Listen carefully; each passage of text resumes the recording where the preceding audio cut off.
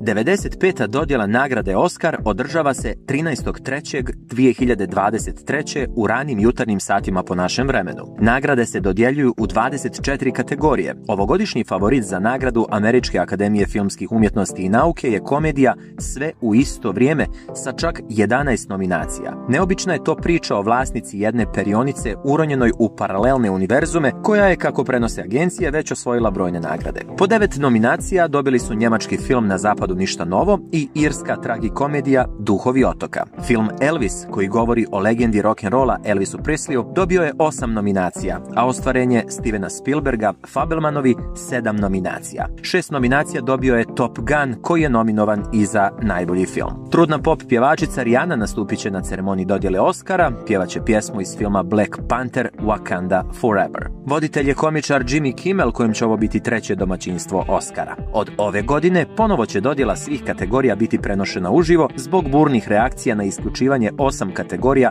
sa prošlogodišnjeg prenosa. Nagradu predstavlja pozlaćena statua napravljena od britanijuma na crnoj metalnoj osnovi, duga čak 34 cm i teška skoro 4 kg.